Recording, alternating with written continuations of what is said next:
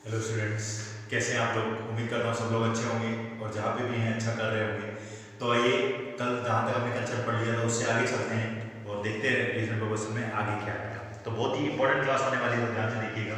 क्या कहता है, जैसे आपने ये चीज़ तो जानते हैं कि 2a इक्वल्स को अगर मैं 3b लिखूँ तो यहाँ से a रेशियो b अगर मैं पूछूँ आप लोगों से तो आप बहुत आसानी से बताते हैं कि a अनुपात b बता रहे हो। तो सर ये अनुपात b क्या होगा, ये b इधर आया है, इसका मतलब 2 उधर चला जाएगा तो ये 3 अनुपात 2 हो जाएगा कि नहीं हो जाएगा। सबको पता है 2a इक्वल्स टू 3b है, तो a अनुपात b किसके बराबर हो गया, 3 अनुपात 2 के बराबर हो जाएगा। हाँ या ना, ये तो समझ में आ रहा है। लेकिन यहीं पे अगर बेटा मैं लिख दूं 2a equals to 3b equals to 5c equals to 5c, इस तरीके से लिख दो। और अब मैं आपसे पूछूं a अनुपात b अनुपात c क्या होने वाला है, a अनुपात b अनुपात c क्या होने वाला है ना। तो 2a equals to 3b equals to 5c लिख दिया, a अनुपात b अनुपात c पूछा। तो अब देखो कुछ नहीं कर रहा है, इसको कुछ लोग k के इक्वल मान लेते हैं, फिर a equals to k by 2, b equals to k by 3, c equals to k by 5 उस तरीके से बनाते हैं। लेकिन मैं कहता हूं कुछ मत करो, सीधा ट्रिक बताने वालों को क्या काम करना है। सबसे पहले a के आगे लिखना, तो a वाले को छोड़ दो, मतलब लघुत्तम वाला एलसीएम वाला कंसेप्ट a वाले को छोड़ दो, बाकी दोनों गुणा कर दो। मतलब 3 और 5 को गुणा कर दो, तो 3 पंजो 15, 3 पंजो 15। हाँ या ना। अब मैंने बोला b के आगे लिखना, तो b वाले को छोड़ दो, बाकी दो गुणा कर दो, 5 दूनी 10, 5 दूनी 10। अब c वाले के आगे लिखना, तो c वाले को छोड़ दो, बाकी दोनों गुणा कर दो, 3 दूनी 6। तो क्या अनुपात आ गया, 15 अनुपात 10 अनुपात 6, आंसर आ गया। देखो क्या क्या, दोबारा देख लीजिए। मैंने क्या बोला, 2 equals to 3 b equals to 5 था भाई, 2 में था तो आप आसानी से लिख पाए, लेकिन 3 में तो क्या करना है, a अनुपात b अनुपात c निकालना है। तो a के आगे लिखना, तो a वाले को छोड़ दो, बाकी दोनों गुणा कर दो, 5 थी तो आगे a के आगे जो संख्या लिखी उसको छोड़ दो, बाकी दोनों गुणा कर दो। b के आगे लिखना, b वाले को छोड़ दो, बाकी दोनों गुणा कर दो। c के आगे लिखना, c वाले को छोड़ दो, बाकी दोनों गुणा कर दो। तो देखो 2 को छोड़ा तो 5 3 15, 3 को छोड़ा तो 5 दूनी 10, 5 को छोड़ा तो 3 दूनी 6, आपका आंसर आ गया। हाँ यार, क्लियर है नहीं। अब यहीं पे अगर नंबर 4 होते हैं, अगर मैं कहता हूं 1a equals to 2b equals to 3c equals to 4d होता है, ये होता। हाँ, और आपसे पूछा है a ratio b ratio c ratio d पूछा है। अब इसमें भी कोई दिक्कत नहीं है 4 में। मैंने क्या बोला, वही रूल लगाना जो यहां पर लगाया था आपने। a के आगे लिखना, तो a वाले को छोड़ दो, बाकी को गुणा कर दो। तो a वाले के आगे ये छोड़ दो, तो 2 तिया 6, 6 चौके 24, भाई 3 दूनी 6, 6 चौके 24 हो गए। फिर किसके आगे लिखना, b के आगे, तो b वाले को छोड़ो, बाकी गुणा कर दो, 4 तिया 12, 12 हो गए, 4 तिया 12, क्योंकि यहां पर तो एक ही है ना, यहां पर तो एक ही। फिर c वाले को लिखना, तो c वाले को छोड़ दो, 4 दूनी 8, तो 8 हो गया। अब d के आगे, तो c वाले को, d वाले को छोड़ दो, बाकी गुणा करो, 3 दूनी 6, 24 अनुपात 12 अनुपात 8 अनुपात 6। अब ये और भी कट जाएगा, 2 से काट दो इसको, 12 6 4 और 3, ये आपका आंसर हो जाएगा। मैं 2 से काट दिया सारे के सारे को ना, 2 से काटा 12 अनुपात 6 अनुपात 4 अनुपात 3। हाँ या ना, 12 अनुपात 6 अनुपात 2 से कट गया सारे सारे। तो क्या यहाँ से निष्कर्ष निकल के आ रहा है, जब भी इस तरीके से कोई नंबर लिखा होता है, इस तरीके से लिखा होता है, तो जो अनुपात जिसका a b c d का अनुपात अगर पूछा, तो a वाले को अगर आगे अनुपात नंबर लगाना है, तो a वाली संख्या को छुपा लो, बाकी को गुणा कर दो। अब ये कितना ही बड़ा हो जाए, d e का इतना हो जाए। फिर सॉरी, फिर b वाले के आगे लिखना, तो b वाले को छोड़ के बाकी सभी को गुणा कर दो। फिर c वाले के आगे लिखना, तो c वाले को छोड़ के बाकी सभी को गुणा कर दो। और d वाले के आगे लिखना, तो d वाले को छोड़ के बाकी सभी को गुणा कर दो। अब ये नंबर कितना ही बड़ा आ जाए, अब आपके क्वेश्चन में कोई इफेक्ट नहीं पड़ेगा। और अब क्वेश्चंस में और भी इसमें कैसे वही जैसे कल ऑप्शंस में यूज करना सिखाया था ना, वो भी यूज करके दिखाएंगे। तो पहले तो आप बेसिक कंसेप्ट को समझिए कि इस तरीके के क्वेश्चन को कैसे सॉल्व करना है, और आप आओ इससे रिलेटेड बेटा क्वेश्चंस देखते हैं।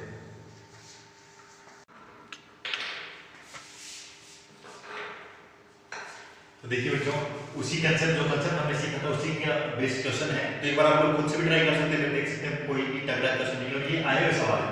ये तो आपका एसएससी के मेंस 2017 में आया सवाल है। देखो मेंस में आया, कतई आसान है।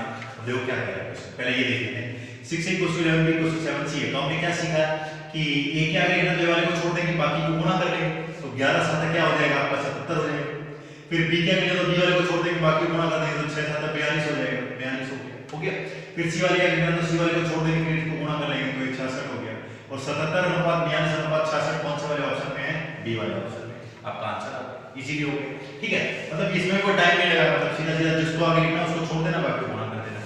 अब इससे भी आसान मैं बना सकता हूं इस चीज को। कैसे, हम लोग देखो खाली 2 ही से काम चल जाए, तो क्यों ना 2 से चला जाए। अगर 6 = 11 b है, तो क्या मैं यहां से a अनुपात b लिख सकता हूं, 11 अनुपात 6।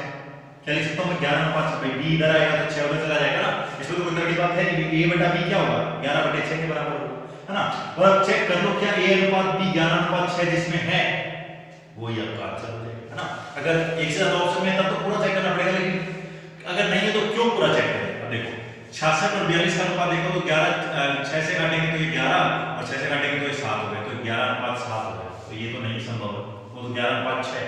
अब ये 7 से काटेंगे तो 7 11 और ये 7 से काटेंगे तो 6, 11:6 बिल्कुल बन रही है बात। आगे भी चेक कर लो, 42 हो सकता है, ये तो हो नहीं सकता, इसमें तो 1 20 से ज्यादा है, मतलब समझ रहे हो आप, ये उल्टा हो जाएगा, मतलब आपका 7 हो जाएगा, 7 मतलब 6 7 6 42 और ये 11 हो जाएगा, है ना। और ये वाला तो वैसे ही हो सकता, तो गलत है, ये भी गलत, तो मतलब ऑप्शन नंबर कौन सा हो जाएगा, बी वाला आंसर आ गया। तो कैसे आसान चीज को भी और आसान बनाना वो सीखा हमने कि भाई ए बी सी है, एक तो फटाक से लिख सकते हैं और सीधा ए और बी को भी चेक करके सीधा क्या चेक कर सकते हैं, ऑप्शन कर सकते हैं, है ना, कर सकते हैं, कर सकते हैं। अब देखिए एक क्वेश्चन और है, अभी मेंस पेपर में आया हुआ सवाल है बच्चे। अब देखो इसको किस तरीके से कितना आसान बना देंगे हम लोग। 2a = 3b = 8c लिखा हुआ है और आपको a ratio b ratio c निकालना है। तो देखो वही बात है, आप इसमें सिर्फ ये वाले कंसेप्ट यूज कर लेते हैं। a 2a = 3b है बेटा, तो a रेशियो b क्या 3:2 नहीं हो जाएगा क्या? 3:2 नहीं हो जाएगा। हाँ यार, a अनुपात b क्या हो जाएगा? 3:2 हो जाएगा, क्योंकि 2a = 3b है तो a अनुपात b 3:2 हो गया। और सिर्फ a अनुपात b चेक कर लेते 3:2 किस में, इसमें तो ये तो नहीं, ये तो 2:1 है, तो ये भी नहीं हो सकता, ये 2:3 है, ये ध्यान रखिए 3:2 चाहिए, तो ये भी नहीं है, तो मतलब यही बचा, यही हो सकता है। ठीक है, वैसे चेक करो 4 3 12 4 8 का ऑप्शन नंबर डी हो गया, मतलब पूरा भी चेक नहीं करना पड़ा। मतलब ये मींस का है सवाल, कोई लेवल नहीं है, सिर्फ हमें क्वेश्चन को कैसे समझना है, वही बात है, क्वेश्चन को समझना है और कैसे आसान बनाना है वो चीज है। एक चीज को बनाने के 2-3 तरीके होंगे और जैसे एक बार बेसिक समझ में आएगा तो ट्रिक्स अपने आप बनती चली जाएगी। तो उम्मीद करता हूं आप इस तरीके का सवाल आपको तकलीफ नहीं देगा और बिल्कुल नहीं देगा, और आप अपने लेवल पे आए सवाल बना सकते हैं, तो दिक्कत नहीं। और इससे नेक्स्ट आंसर पे चलते हैं।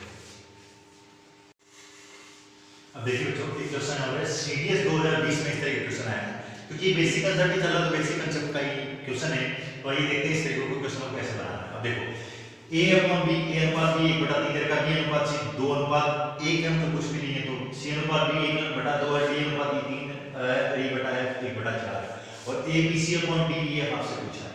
अब देखो एक बात देखिए, बहुत ही आसानी से बना जाएंगे इसको। अब आप समझिए, अगर मैं सबको गुणा कर दूं तो a/b गुना b/c गुना c/d गुना d/e गुना e/f। वैसे लिखने की जरूरत नहीं है, आपको पता है, आप नहीं देख सकते, तो b c d d तो a/f कितना आ जाएगा? 1/3 गुना 2/1 गुना 1/2 गुना 3 गुना 1/4, क्या यही आएगा? हाँ यार, यही आएगा ना, 1/3 गुना 2/1 गुना 1/2 गुना 3 गुना 1/4, तो 2 2 कट गया, 3 3 कट गया, तो क्या a/f जो है 1/4 हो गया? हो गया, सिर्फ गुणा कर दिया, सब समीकरणों को क्या कर दिया? गुणा कर दिया, तो 1/4 आ गया। तो a/f तो निकल आया, a/f तो निकल आया। अब देखो अलग अलग निकालेंगे, a/f आ गया, अब b/d निकाल लेते हैं, क्या निकाल लेते हैं? b/d, जो b देखो एक ही चीज है, सबको गुणा कर दिया तो a/f आ गया। अब इन दोनों को गुणा करूंगा तो c कटेगा, इन दोनों को गुणा करूंगा तो c कटेगा, तो c कट जाएगा तो b/d आ जाएगा, और इन दोनों को गुणा करूंगा तो d कट जाएगा तो c/e आ जाएगा। तो b/d निकालने के लिए क्या करें?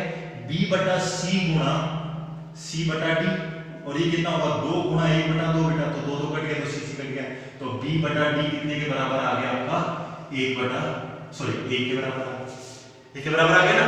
अब वैसे ही इन दोनों समझ लेना क्यों गुणा करेंगे, सबको गुणा करने पे a/f आया, इन दोनों गुणा करने पे b/d आ जाएगा, इन दोनों गुणा करने पे c/d गुणा d/e, और ये कितने के बराबर? 1/2 गुणा 3, इन दोनों गुणा किया, d कट गया, तो इसका मतलब c/e कितना आ गया? 1/3/2 आ गया, 3/2 आ गया, 3/2। और अब देखो, अब आपका यहां पर मैं लिख देता हूं a Guna b Guna c, और नीचे क्या था? d गुना e गुना f। अब a/f आपको पता है 1/4 है, b/d पता है आपको 1 है, और ये 3/2 है ना, ये आपका निकला, फिर आपका ये निकला, और अब ये निकला, और ये कितने के बराबर आ गया? 3/8 के बराबर आ गया। ऑप्शन नंबर सी आपका आंसर हो गया। सबसे आसान अप्रोच है। क्या किया हमने? abc/def निकाला, abc/def निकाला, तो क्या करना? पूरे गुणा करोगे। अब अगली बार इस चीज को करने की जरूरत नहीं है, आपको पता है पूरे गुणा करने पे b कर दे, पहले a है और लास्ट में है, तो a/f यहीं से दिख गया 1 अब यहां से 1/3 गुणा 2, अब 2 1/2 कट गया, 3 कट गया, तो 1/4 बच गया। अब b/d चाहिए तो c वाले गुणा कर लेंगे, तो ये 1 बच गया। अब c/e चाहिए तो इन दोनों गुणा करेंगे, 3/2 गुणा 1/4 आपका आंसर आ गया 3/8। आसानी से आपने गुणा गुना कर दिया आपका आंसर निकल के आ गया। यस और नो? उम्मीद करता हूँ ये चीज़ आपको क्लियर हुई होगी, समझ में आई होगी। बहुत ही आसान है, सीधी 2020 का आया सवाल है, आगे भी किसी न किसी एग्जाम में पूछा जा सकता है इस तरीके से, तो आसान है, कर सकते हैं। और नेक्स्ट क्वेश्चन। बच्चों एक क्वेश्चन और है, बहुत अच्छा क्वेश्चन है ये, आपके मेंस 2018 एसएससी के मेंस 2018 में पूछा गया सवाल है। बाकी के एग्जाम्स में भी इस तरीके के क्वेश्चन पूछा जा सकता है, ठीक है? तो ध्यान से देखिएगा कैसे बनाना है इस क्वेश्चन को। पहले इसको बेसिक मेथड से मैं समझाऊंगा, फिर देखते हैं क्या इसमें छोटा कर सकते हैं, कुछ कर सकते हैं। a plus B ratio b ratio और a प्लस c रेशियो दे रखा है, तो क्या मैं इसको ऐसे लिख सकता हूँ a plus B equals to, अगर मैं इसका अनुपात हटाऊंगा तो इसको लिख दूंगा मैं 7x, अनुपात हटाएंगे तो कोई ना कोई वेरिएबल आ जाएगा x। b प्लस सी बराबर लिख सकता हूँ मैं 6x और c प्लस a बराबर लिख सकता हूँ मैं 5x। क्या मैं ऐसे लिख सकता हूँ उसको?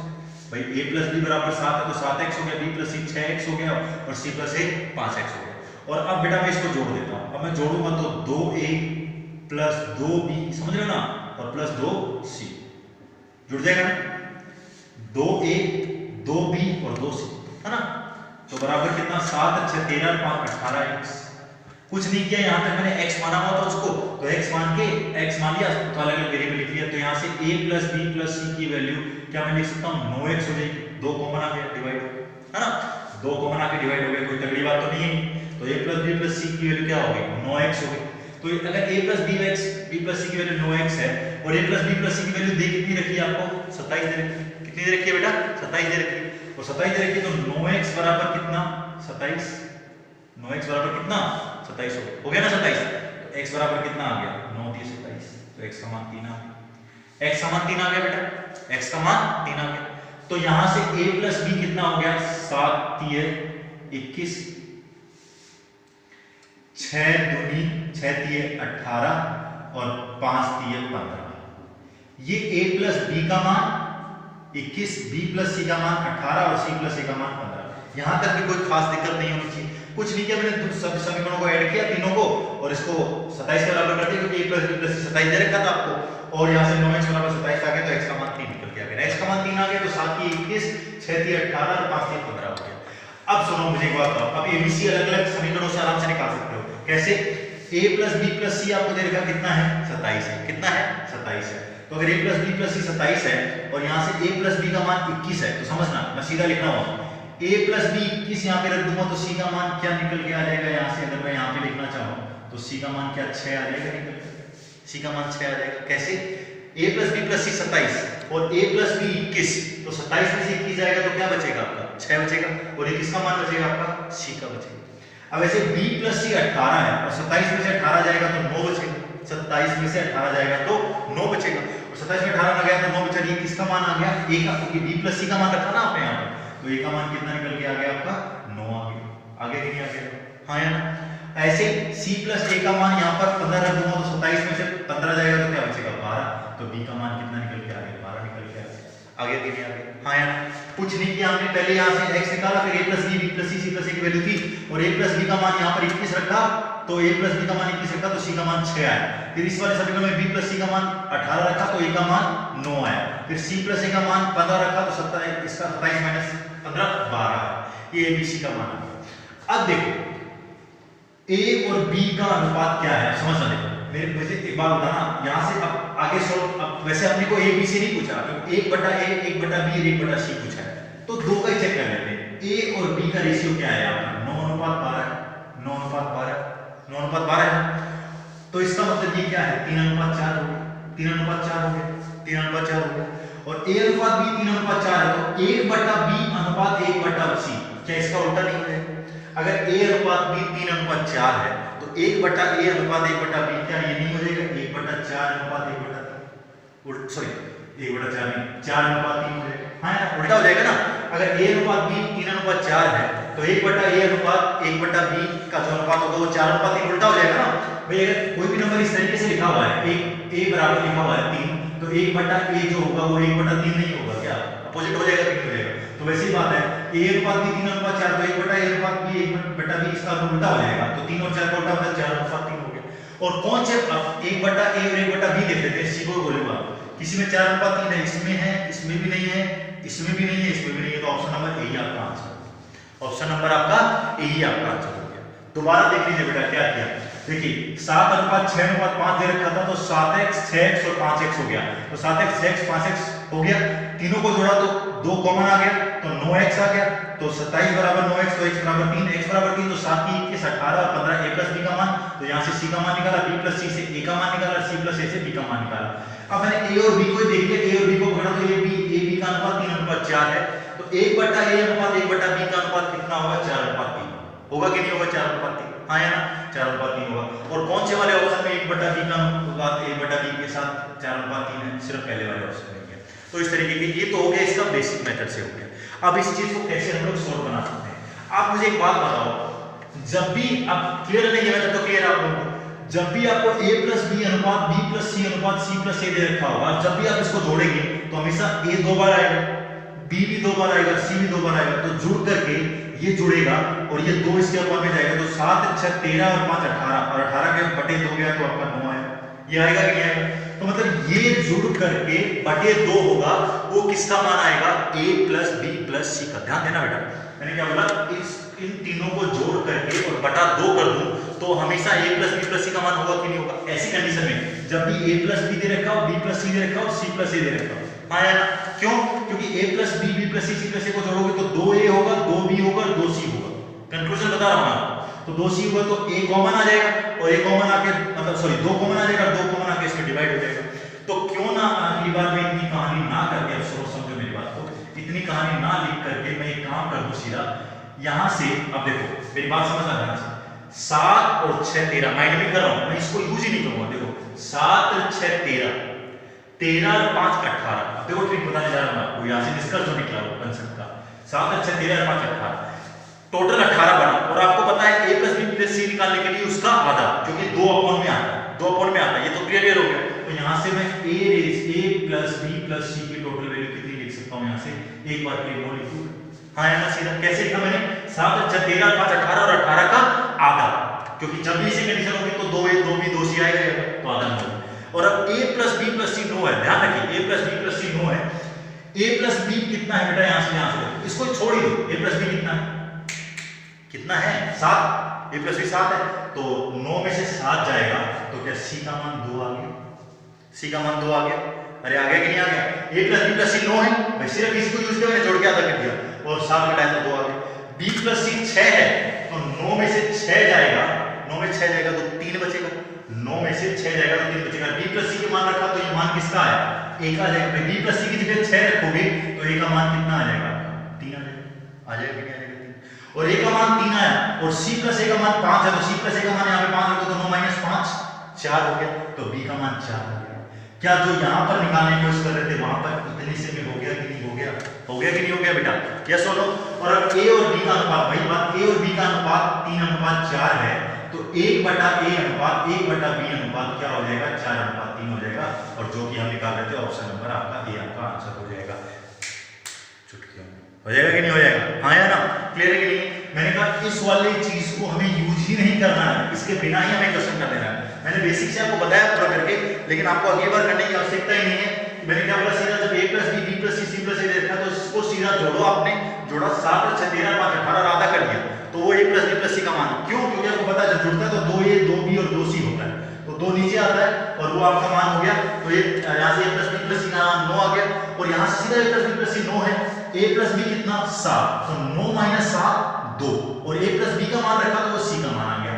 अब b प्लस c का मान रखेंगे तो a का मान आएगा, और 9 माइनस 6 3, और c प्लस a का मान रखेंगे तो b का मान आएगा 5, 9 माइनस 5 4, तो 2 3 4, तो मतलब a और b का रेशियो में 3:4, तो 1/b a/a और a/b 4/3 हो गया, हो गया कि नहीं हो गया, तुरंत आंसर आएगा कि नहीं आएगा, मतलब इतना सा ही लिखना पड़ेगा, ये सारी कहानी लिखने की जरूरत नहीं है। लेकिन यहां तक कब पहुंचेंगे बेटा, जब आपको इसका बेसिक कंसेप्ट पता होगा, जब आपको पता है कि जब डिवाइड करने पे इसके बराबर आता है। इसीलिए कहता हूं बेटा पहले कंसेप्ट सीखो फिर ट्रिक पे जाओ, हाँ या ना, क्लियर है कि नहीं है, मजा आया कि नहीं आया, अगर मजा आया तो और आएगा, चलिए नेक्स्ट।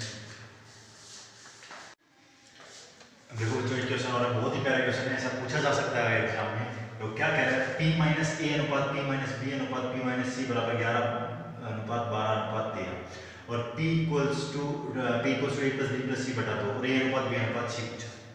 तो पहले तो मैं इसको आपको बेसिक मेथड समझाता हूँ और फिर हम इसकी ट्रिक पे आएंगे, क्योंकि ट्रिक कहाँ से बनेगी, बेसिक से बनेगी।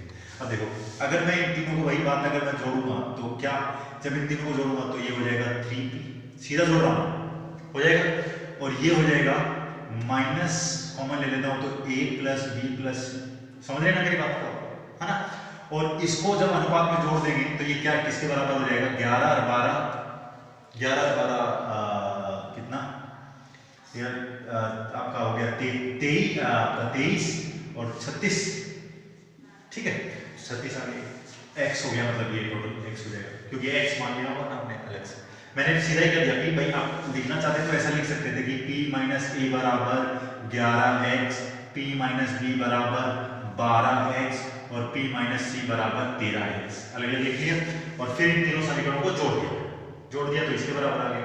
अब मुझे एक बात बताओ, यहाँ से A plus B plus C का मान क्या मैं लिख सकता हूँ, ये 2 उधर जाएगा तो क्या मैं लिख सकता हूँ 2P हो जाएगा, तो 3P माइनस इसकी वैल्यू 2P हो जाएगी, ये समझते हैं ना, ये 2 उधर जाएगा तो 2P, तो A plus B plus C का मान 2P, तो 3P माइनस 2P हो जाएगा 36x, तो यहाँ से P का मान कितना आ जाएगा आपका 36x आ जाएगा, 3P माइनस 36x आ गया 36x, हाँ यार आ गया कि नहीं आ गया 36x। और अगर P का मान 36x आ गया तो क्या यहाँ से अब A का मान निकल सकता है, हाँ यार A का मान निकल सकता है, कैसे, 36x माइनस 11x बराबर कितना 25x, आया 25x आया, ये कितना आया, ये P का मान 36x होगा तो 36x माइनस 12x तो ये 24x आया, हाँ यार ये मान किसका आया A का, ये मान किसका आया B का, समझ रहे हैं ना आपको। और यहाँ पर मैं P का मान 36 रखूंगा तो 36x माइनस 13x मतलब ये कितना हो जाएगा आपका 23x, और ये मान किसका हो जाएगा आपका C का हो जाएगा नहीं हो जाएगा C का मान, हाँ यार। तो यहाँ से A अनुपात B अनुपात C अगर मैं लिखूं तो क्या लिखा जाएगा 25 अनुपात x तो कट ही जाएगा 24 अनुपात 23, और 25 24 और 23 कौन सा वाला ऑप्शन हो जाएगा, ऑप्शन नंबर B हो जाएगा कि नहीं हो जाएगा, हाँ यार क्लियर है कि नहीं। तो कुछ नहीं किया हमने, ये उधर ले गया और दोनों समीकरणों को जोड़ दिया, तीनों समीकरणों को जोड़ दिया तो 3P minus A plus B plus C बना, A plus B plus C की मान 2P रख दिया तो P इक्वल्स टू 36x आ गया, P का मान 36x आ गया, तो P का मान 36x आ गया तो यहाँ पर रख दिया P का मान, तो A का मान निकल गया, B का मान निकल गया, C का मान। अब ये तो हो गया बेसिक मेथड निकल गया, लेकिन यहाँ से क्या सीखने को मिला, अब एक चीज देखने गौर कर रहे हैं, जो तीनों को मतलब इसका मान कितना हो रहा है, देखिए देखो 25 बनाना, ये 25 बनाना, ये 25 A का मान आया, ये 12 प्लस 13 25 नहीं होता है क्या, 12 प्लस 13 25 हो रहा है। फिर B क्या करेगा तो B वाले को छोड़ दिया, बाकी गुणा कर दो 11 और 13 कितना होता है 24 होता है ना 24, और C का मान 13 छोड़ दिया, C क्या 13 तो 11 और 12 23 हो गया कि नहीं हो गया। तो यहाँ से क्या ट्रिक निकल के आ रही है, ट्रिक क्या निकल के आ रही है कि जब भी ऐसी कंडीशन दे रखी हो कि this minus this minus this और ये equals to A plus B plus C बटा 2 दे रखा है, तो आप सीधा क्या करेंगे, A ratio B ratio C आपसे पूछा है तो A क्या लिखना, तो इस A के वाले को आगे को छोड़ दो, बाकी को जोड़ दो होना नहीं जोड़ दो, तो 12 और 13 25, फिर B क्या लिखा तो B वाले को छोड़ दो, बाकी को जोड़ दो 11 और 13 24, फिर C वाले क्या लिखना तो C वाले को छोड़ दो, बाकी को जोड़ दो 11 और 12 23 और 25 अनुपात 24 अनुपात 23, मतलब ऑप्शन नंबर D हो गया। कोई भी कहानी लिखने की आवश्यकता है ही नहीं, कोई भी कहानी लिखने की आवश्यकता है ही नहीं, मेरी बात समझ में आई ना। लेकिन ये भी ट्रिक से निकला कि भैया ये 25 हो रहा है तो 25 कब हो रहा है, इन दोनों को जोड़ने पर हो रहा है, क्योंकि आपको पता है टोटल में से तो इन्हीं का, देखो खुद ही सोचो, इन तीनों के योग में से ये घटेगा तो यही बचेगा, इन तीनों के योग में से ये घटेगा तो ये दोनों बचेगा, और इन तीनों के योग में से ये घटेगा तो ये बचेगा। तो क्यों ना ये काम शुरू में कर लें कि जब ध्यान रखना कंडीशन इसी तरीके से होनी चाहिए, और इस तरीके से देखा हो क्वेश्चन आगे देखना, आप बोलोगे अरे सर आपने बोला था और हुआ ऐसा है, ठीक है। तो 11 12 और 13 है, तो आप क्या करेंगे, A क्या करेंगे तो A वाले को छोड़ देंगे, बाकी को जोड़ देंगे, B वाले क्या करेंगे तो B वाले को छोड़ देंगे, बाकी को जोड़ देंगे, और C वाले क्या करेंगे तो C वाले को छोड़ देंगे, बाकी को जोड़ देंगे, और आपका आंसर आ जाएगा विद इन सेकंड्स। यस और नो आ जाएगा कि नहीं आ जाएगा, ठीक है। तो इसी तरीके से आपको आंसर करना है, यस और नो, और यही आपका टाइम बचेगा। इसमें आपको लग रहे हैं 35 सेकंड और इसमें लग रहे हैं आपको 5 सेकंड, मतलब सीधा सीधा 30 सेकंड, और 30 सेकंड के फर्क का मतलब है सिलेक्शन होना और ना होना। और जिस मोनिका और सोनिका को आपने प्रॉमिस किया था कि मैं इंस्पेक्टर बन के आऊंगा, वो आप इस 30 सेकंड के चक्कर में रह भी सकते हैं और बन भी सकते हैं। और अगर आप नहीं चाहते कि वो मोनिका किसी और के साथ फेसबुक पर फीलिंग हैप्पी विद माई हबी डाले, तो आपको ये वाला मैथड सीखना पड़ेगा। हाँ या ना? और ये कब सीख पाएंगे? जब हमारा बेसिक स्ट्रॉन्ग होगा। और बेसिक कब स्ट्रॉन्ग होगा? जब बलवदा जी के पास आएंगे। क्या कहते हैं, सही है कि नहीं? तो आप बेटा एक क्वेश्चन और देखो। अब देखो एकदम वैसे ही क्वेश्चन है, आप लोग खुद से कर सकते हो और सीधा ट्रिक पे चलेंगे बेटा। तो सीधा ट्रिक देते हैं भाई, क्यों क्यों s minus A S minus B S minus C 11 9 5 और s equals to a plus b plus c by 2 और a b c का मान पूछा है। तो क्या वैसे ही क्वेश्चन है? और वैसे क्वेश्चन है तो सीधा करेंगे, a plus b plus c पूछा है, a के आगे लिखना है तो इस वाले को छोड़ देंगे, बाकी को जोड़ देंगे। 9 और 5 14, b के आगे लिखना तो इस वाले को छोड़ देंगे, इस दोनों को जोड़ देंगे, 11 5 16। फिर c के आगे लिखना तो इन दोनों को छोड़ देंगे, इन दोनों को जोड़ देंगे, 11 9 20। समझ रहे ना? वही करते जाएंगे। और अब इसको 7 अनुपात 8 अनुपात 10, 7 8 10, ऑप्शन नंबर बी आपका आंसर हो गया। पलक झपकते आंसर आ जाएगा नहीं आ जाएगा बेटा? तो इसीलिए बोल रहा हूँ पहले बेसिक से मेथड सीख लीजिए। बेसिक मेथड हमारा स्ट्रॉन्ग हो जाता है तो ये काम आसान हो जाएगा। क्या था? s माइनस ए अनुपात s माइनस बी अनुपात s माइनस सी 11 अनुपात 9 अनुपात 5 था। s का मान a plus b plus c बटा 2 दे रखा है और a अनुपात b अनुपात c पूछा है। तो हमेशा इस तरह की कंडीशन में क्या करना है, a क्या लिखना तो ये वाले को छोड़ कर, मतलब a आगे इसके लिखा हो तो इन दोनों को जोड़ देंगे, b इसमें लिखा हो तो इन दोनों को जोड़ देंगे, c लिखा हो तो इसको छोड़ के इन दोनों को जोड़ देंगे और वो आपका अनुपात हो गया। ऑप्शन नंबर बी आपका आंसर हो गया। उम्मीद करता हूं बेटा ये चीज समझ में आई होगी। आओ नेक्स्ट क्वेश्चन पे चलते हैं बेटा। अब देखो जो दो तरीके से और क्वेश्चन को पूछा जा सकता है, ठीक है, बेसिक में। और क्या है? अब देखो क्या क्या है, बहुत सिंपल इस तरीके के सवाल पूछा गया। a/3 = b/4 = c/5 और आपसे a ratio b ratio c पूछा है। तो इस तरीके क्वेश्चन आ जाए तो बहुत ही आसान है। नंबर इधर मल्टीप्लाई होता तो हमने सीख ही लिया। अब अगर इस तरीके से लिखा हो तो a/3 दिखा तो सीधा सीधा कुछ नहीं करना है। a के जो नीचे लिखा हो a का मान, b के जो नीचे लिखा हो b का मान, c के नीचे जो लिखा हो c का मान, तो a b c का अनुपात 3 अनुपात 4 अनुपात 5 हो जाएगा। ऑप्शन नंबर सी आपका आंसर हो जाएगा। क्वेश्चन खत्म हो गया। इतना सही काम। भाई नंबर मल्टीप्लाई हो रहा है तो कोई दिक्कत ही नहीं है, वो कर ही रहे हैं। और अगर अपॉन भी नंबर लिखा है तो सीधा जो सामने जो लिखा हुआ है वही उसका आंसर है। a के नीचे 3 लिखा तो 3 ही, b के नीचे 4 तो 4, c के नीचे 5 तो 5। तरीका भी है, कर सकते हो, लेकिन सीधा दिमाग में ये चीज रखो कि ये जो इसके नीचे जो आ रहा है वही उसका आंसर हो जाएगा। ठीक है, क्लियर है कि नहीं? मेरी बात समझ में आ रही है कि नहीं आ रही? a के नीचे 3 है तो 3, b के नीचे 4 है तो 4 और c के नीचे 5 है तो 5, तो 3 अनुपात 4 अनुपात 5। जब भी इस तरीके का लिखिए, अगर लिखा हुआ मिले अगली बार a/5 b/3 और c/4 तो 5 3 4, सीधा ऑप्शन आप आंसर मार सकते हैं। Option number 3।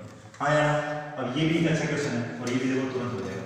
p/q है बेटा, बराबर r/s बराबर t/u बराबर 5/2, सब 5/2 के बराबर है, सब 5/2 के बराबर है। और a/p³ minus b/r³ plus c/t³ बटा a³ minus b/s³ plus c/u³। देखो a है p/q, b है माइनस माइनस है b r/s और t/u, p/q है r/s है t/u है और सब क्यूब में है और साइन के साथ a है b है c है। तो कोफिशिएंट मल्टीप्लाई करने से कोई फर्क नहीं पड़ता है। सीधी बात बता रहा हूं, कोफिशिएंट मल्टीप्लाई करने से कोई फर्क नहीं पड़ता है इसमें। तो क्या करिए, सीधा यहाँ पे अगर क्यूब है ना, यहाँ पर क्यूब है तो सीधा इस रेशियो का क्यूब कर दीजिए। सीधा इस रेशियो क्या कर दीजिए? क्यूब। स्क्वायर है तो सीधा स्क्वायर कर दीजिए। मतलब 5/2 का क्यूब, मतलब 5 का क्यूब 125 और 2 का क्यूब 8, 125/8 आपका आंसर हो जाएगा। बात खत्म, पैसा खत्म। इतना सही काम करना। मैंने क्या बोला? सेम नंबर है, p/q है भाई साहब, r/s है, t/u है, a के साथ मल्टीप्लाई हो रहा है b के साथ ac। तो जब सेम कोएफिशिएंट मल्टीप्लाई होता है तो जो इनका अगर पावर है वो कर ले। अगर स्क्वायर है तो स्क्वायर कर दीजिए, क्यूब है तो सीधा क्यूब कर दीजिए। कोई कोएफिशिएंट सेम रहेगा। कोएफिशिएंट मतलब जो गुणांक जो साथ में होता है इसका, इससे अगर ये सेम रहता है तो उसके अनुपात में कोई फर्क नहीं पड़ता। फर्क बस पड़ता है इसकी क्या पावर हो रही है उससे। ठीक है, इंपॉर्टेंट थ्योरम है, लंबा डिस्कशन हो सकता है लेकिन हमें करने की जरूरत नहीं है, ना आपको जरूरत है ना मेरे को जरूरत है। सीधा आप क्या करिए, जब कोएफिशिएंट a है, p/q है a है सेम कोएफिशिएंट है, r/s है, r/s मेरे का b को सेम कोएफिशिएंट है, t/u है सेम कोएफिशिएंट है। और अब क्या है सबका क्यूब, तो 5/2 का क्यूब और 125/8 हो गया। यस और नो, समझ में आया कि नहीं आया? तो अब जितने भी कंसेप्ट हमने सीखे हैं बेटा, उनका पहले हमने बेसिक से सीखा है, फिर उसकी एकदम से ट्रिक हमने उसी से बनाई है। और हर क्वेश्चन में हर जगह हमने यही काम करते आए हैं कि पहले इस चीज़ को सीखो फिर उसे कंसेप्ट करो। इस पर इसलिए नहीं बताया मैंने क्योंकि ये लंबा हो जाता है और कुछ नहीं। ठीक है, बाकी तो क्लियर हो गया। तो अब ये बेसिक चीज़ें हमारी कंप्लीट हो गई है। इसमें इतने ही बेसिक चीज़ें तरीके से क्वेश्चन को पूछ सकता है। अब आप लोग ट्राई कर सकते हैं और फिर पूछ सकते हैं। अब हम कल से इसके क्वेश्चंस को स्टार्ट करने वाले हैं जो बहुत इंपॉर्टेंट है, और अब आपका इसमें कहीं गड़बड़ होनी नहीं चाहिए। तो मेरी बेटा अगर मेहनत को साकार करना है तो साथ साथ प्रैक्टिस करते रहो। तो मिलते हैं कल एकदम और धमाकेदार सेशन के साथ। Thank you.